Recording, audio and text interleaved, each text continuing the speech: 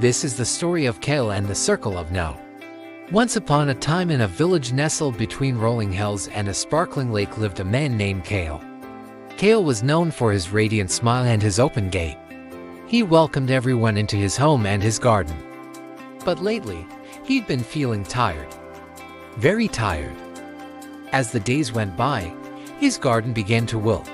The vegetables withered and the flowers drooped. Still, he opened his gate for everyone, even when he had nothing left. He said yes to everything until one day he had nothing left to give. Then something inside him snapped. That's when he decided to draw a circle in the soil and write a big no right in the middle of it. At first, it was just an ordinary circle, but as he looked at it, it began to glow softly, not harshly, but warmly like a hearth. It was a circle of protection. It wasn't rejection, it was protection. Not from others, but for himself. As the circle settled into the earth, his garden began to bloom again.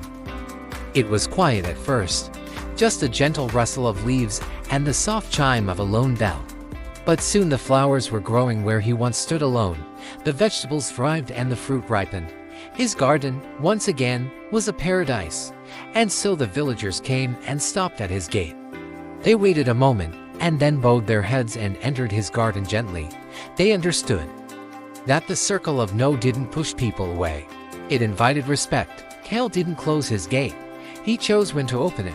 As the years passed, Kael continued to welcome everyone into his garden, but now there was a new song in the air. A tune of respect and understanding. The villagers respected his boundaries, and in return, Kael shared his garden's bounty with them. He taught the children to draw their own circles and write the word no inside. One day, a little girl with eyes as bright as stars asked, "Why do we need a circle of no?" Uncle Kael, with a twinkle in his eye, replied, "No is not a wall, it's a doorway to self-respect." Like this little circle, it may seem small, but its power can be huge. When you say no, you show the world your true colors. You let others see the real you. The children looked at their circles with newfound pride and peace. They understood that saying no was not just about denying. It was about affirming themselves. It was a way to ensure that their inner light could shine through their boundaries. After that day, whenever someone wanted to enter his garden, they would stop at the gate, wait a moment, and then bow their heads and enter. They knew that Kael would share his garden's beauty with them.